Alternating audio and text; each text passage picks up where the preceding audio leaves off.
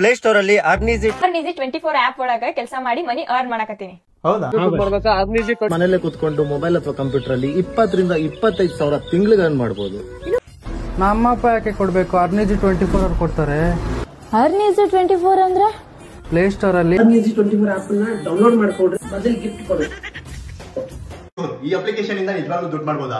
ಈ ರೀತಿಯಾದ ವಿಡಿಯೋಗಳನ್ನ ಸುಮಾರು ನೋಡ್ತಾ ಇರ್ತೀರಾ ಇನ್ಸ್ಟಾಗ್ರಾಮ್ ಅಲ್ಲಿ. ಈ ಅಪ್ಲಿಕೇಶನ್ ಇಂದ ನಿಜವಾಗ್ಲೂ ದುಡ್ಡು ಮಾಡೋದಕ್ಕಾಗೋದಿಲ್ಲ. ಸೊ ನೀವೇ ನೋಡ್ಬೋದು, ಕಮೆಂಟ್ ಆಫ್ ಆಗಿರುತ್ತೆ.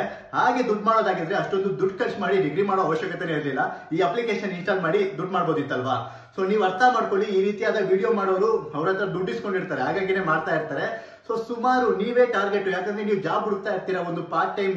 ಸೊ ಅಮೌಂಟ್ ಎಲ್ಲಿಂದ ಬರೋದಾದ್ರೆ ನಿಮ್ ಖರ್ಚಿಗಾಗುತ್ತೆ, PGಗೆ ದುಡ್ಡು ಕೊಡಕ್ಕಾಗತ್ತೆ, ಬಸ್ನಲ್ಲಿ ಓಡಾಡಕ್ಕಾಗತ್ತೆ. ಸೊ ನೀವೇ ಅವ್ರಿಗೆಲ್ಲ ಟಾರ್ಗೆಟ್. ಈ ರೀತಿ ಅಪ್ಲಿಕೇಶನ್ ಯೂಸ್ ಮಾಡೋದ್ರಿಂದ ಅಮೌಂಟ್ ಮಾಡೋದಕ್ಕಾಗೋದಿಲ್ಲ.